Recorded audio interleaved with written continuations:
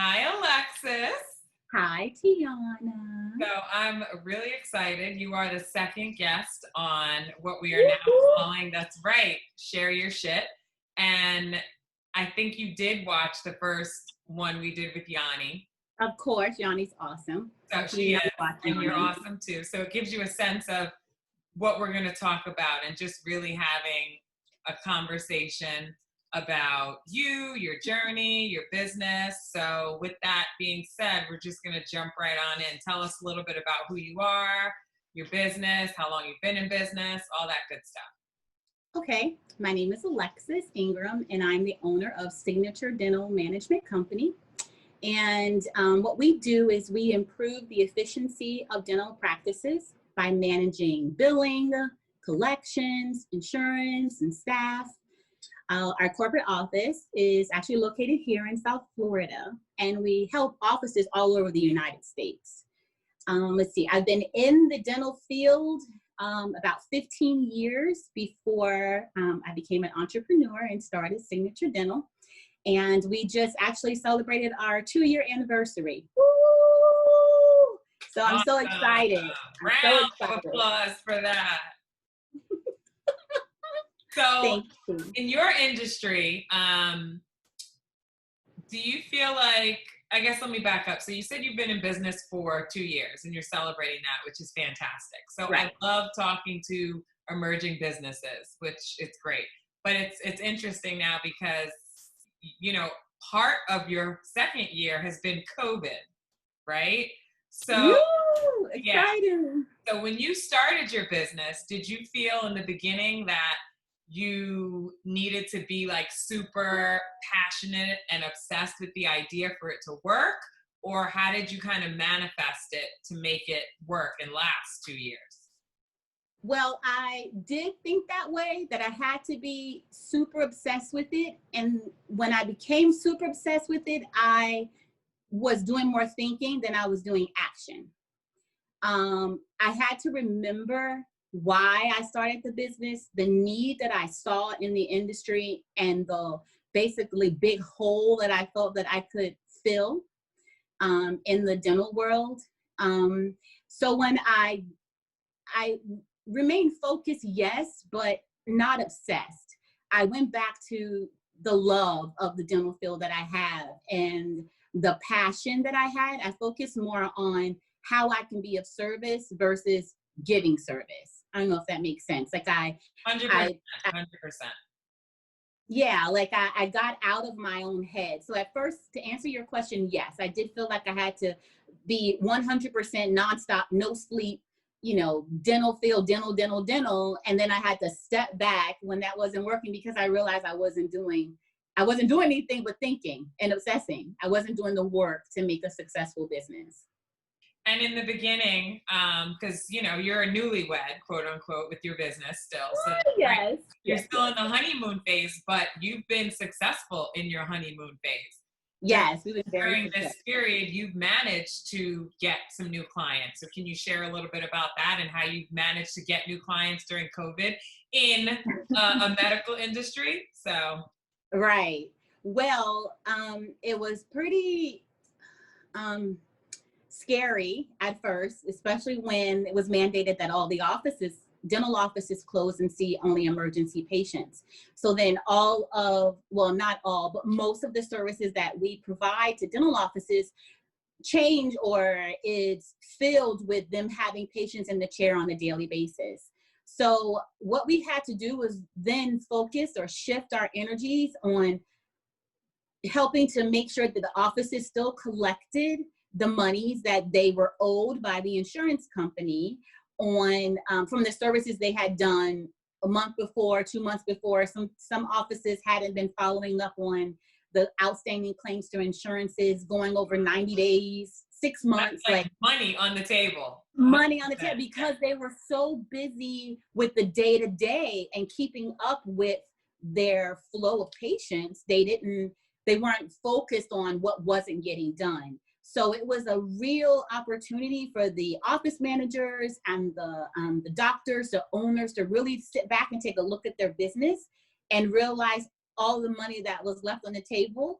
And it was a great way for the need that they had to be matched with the services that we offered. So then we were able to focus on collections, which was huge during those months that all the offices were closed. We were the ones that were actually now no longer in the background, we were in the foreground, working and focusing on the collections and getting the doctors through that time. They were still able to have, monies coming in, even though they weren't producing. Is what we call production. They weren't producing anything on a daily basis besides emergency patients. So I like, we're going to go in different directions here, which I like, because you touched on something. You said office managers. So, from the outside looking in, when I see your business, I think you're a dental management company and you kind of just come in and take over. So are you saying that your company can actually work with an office manager? Oh, yeah. Okay. Yeah, we don't replace office management. What we do is we actually help the office managers be able to manage. They're not sitting on the phone with the insurance companies all day, trying to figure out why a claim's not paid. They're not getting a complete breakdown of a patient's dental benefits, which, by the way, is bananas. The length or the levels of verification that you have to get and the things that they deny and the clauses, and it's a lot of information to get on. Some offices have 50 to 60 patients a day, and to have an office manager or your staff sit there on the phone and you're paying them just to basically sit on the phone for 8 hours of the day to get information that you need for all these patients. It's a lot. So what we do is we're basically like the backup to your office management or your office staff, so they can actually manage the practice or give your patients the care that they need. They can make sure to be able to present treatment great, be able to support the clinical staff, be able to support the doctors, be able to fill the schedule with patients. Now they have time to really focus on what the office needs, and we can be in the background doing all the tedious tasks and detailed tasks that makes their job so much easier. And it's also great, the services that we provide, because if there's turnover in the front desk, or if let's say a manager has to go on vacation or someone goes on maternity leave, you still have these processes that we do are still running in the background, so the office could continue to stay up on their AR. Which is good. Yeah. Which no one sees. You're like that undercover, behind the scenes. I was talking to another entrepreneur a few weeks ago. We were talking about Disney and their customer service.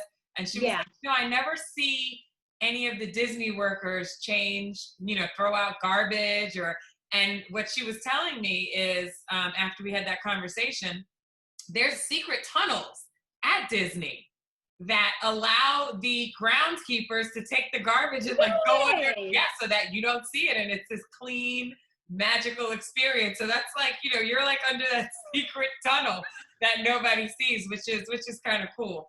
So yeah, for sharing I like that. It's kind of cool. Remote into the offices, so we use our secret tunnel because we're remote in all over the place. So we're the secret cool tunnel. Way of thinking about it. I love that. I know. I was like, that was cool. So, so fear and focus. I always, the two. It's you want to focus on getting new clients. You want to focus on growing your business, but then there's that fear factor. You want to step outside your circle and do different things. Maybe you want to be on TV or get a bigger client, and then there's that fear. So how do you balance those two F's, fear and focus? Oh, well, a huge fear is sitting here talking to you on video. Stop. That's a huge fear. Because I am so used to being in the background. I'm like that worker with the head down and just put me in the back, kind of like an accountant.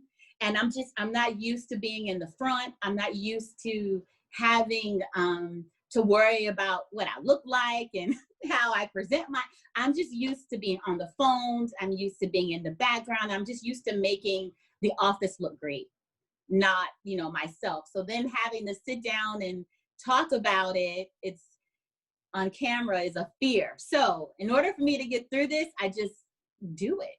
Just get out there, have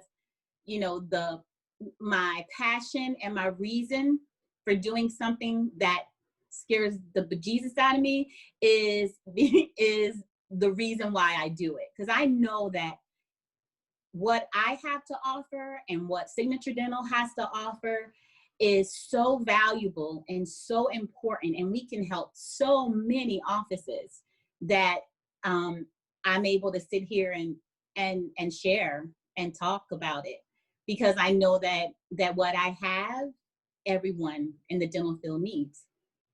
Because you like you're not just talking, you're doing the walk too, so you can prove it, which is good. A lot of people is just all of this and then they have nothing to back it up, and you do, which I think is great. So thank you. Another thing I always struggle with as a new business, everything you're kind of solo, right? Everything's on your own. You're by yourself. We don't have a team of people. We may have some freelancers or some additional help in the background, but it's really just us making these difficult decisions for our business. Yes. So in the beginning, did you feel like you were really going at it alone? Do you feel like that was the best way, or do you feel like having a support system or a tribe of women is really beneficial as you're now into your second year? When I hit the ground running, I had a tribe, basically, thanks to Tiana. I called the day, I was like, I'm going to do this. And I remember, I was like, yeah. And you were like, you need to do this, and this.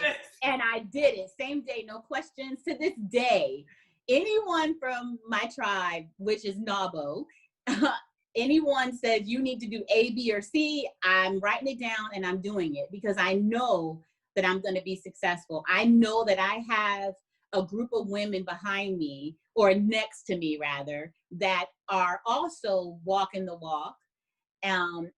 And they have been successful also in business, that if they share a gem with me or an idea with me, that I know that idea was meant for me. Like, I know I'm not just getting a bunch of fluff. I know that I'm getting words of wisdom from women, successful women, entrepreneurs that have gone out here and kind of paved the way for me. I know that I'm going to be successful. So from the ground running, I've had, you, and I've had Nawbo, and then I've had my family. My family has been huge. I mean, I can't put a dollar amount on my family, from my son to, my grandmother. I just have the best support, and I have the kindest words also.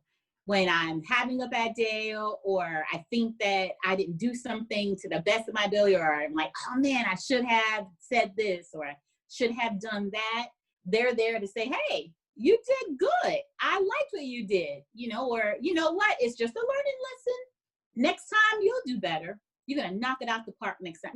Like, my family has been huge. So I definitely 100% believe that having a tribe of this small or this small is what you need. You can't do everything by yourself. There's no way. There's not. And there's an article that I recently was reading about Black women-owned businesses. And we are at a disadvantage because of funding and PPP loans and everything that's happening. Even prior to that, we were at a disadvantage already. But I think because we're all inside and quote unquote semi-quarantined or in our little bubbles, we now have the opportunity to really read and sit down and take all this in. So as a Black-owned, women-owned business, what are some lessons that you've learned either professionally or personally during this whole time during the pandemic? Fear is false evidence appearing real. I know we've all heard that, but it is so true. I have learned not to procrastinate, because there are some ideas that I had in moving my business forward that I thought, oh, that's a great idea, or I may have read somewhere or looked at somewhere, or whatever. And I kind of wrote them on my list of things to do and never got around to them. And I realized that if I would have done those things, I would have been more prepared for the pandemic when it came around. So that was a huge lesson. But then also stop procrastinating. So I procrastinated and making my list so long of all these great ideas and not doing anything with it. And then once the pandemic hit, then fear set in. And then I really was, for a few days wondering, how are you going to pay employees? How are you going to, make this work? How am I going to move my business or shift my business to be able to still stay afloat and be viable and I help? So I then realized that I really still had to not procrastinate, because I was procrastinating before and then procrastinating now. So then my huge thing was procrastination and just doing it. And also I learned a big lesson with planning my days and planning my weeks out in advance. And I learned the satisfaction that I had at checking off my things that I've done on my list. And then when I sit down and assess my business for the next month, where it was, the trend, and how many offices we're helping now, or how much we've helped. And when I sat back and when I sit down every month and look at my business for the upcoming month, I realized that if I have a bunch of check marks in my calendar from the days and the weeks of the previous month, it shows up in my production and in my collections of my business for the following month. That was huge for me because I didn't track my business like that before. I was just doing. I was tracking my business based on the numbers for the offices, not based on my numbers, but I was tracking their businesses because that's what I was used to. So I stopped tracking their businesses and started tracking my business just as much. So that was my lesson. Pay attention to my own stuff more than I'm paying attention to everyone else's stuff or everyone else's office, and then not procrastinating. Just do it. It's true. And, we are, whether we're whatever ethnicity we are, but I feel personally that, we have to be just shining examples for our kids. You have a son who's 11. I have a daughter who's 11, Yes. a son that's 14. So just the fact that they're seeing us hustle and do this, and I've lost clients and bring in the money still and figuring out how to navigate during this time, I think is a great example that you're setting as well. It's that strong, like your mug says, Black girl magic. So Black girl magic. That's right. That is right. That's right. I love it. So thank you so much. This was fantastic. Welcome, it was like having, a daily conversation. See? Talking to my friend about our businesses. Exactly. Yes, it's what we normally do. So see, that fear was of no use to you. That's true. Even though I was super afraid, but I did it. So I'm proud of myself. That is awesome. Yes, I did it. So make sure you check Alexis out. Signature Dental Management Company. She's awesome. She's a Nawbo member. She's, hit her up, and congratulations, and thank you again for doing this interview. You are welcome. Thank you for inviting me. I appreciate everything you do for us, Tiana. Thank you. Anytime. Bye. Bye.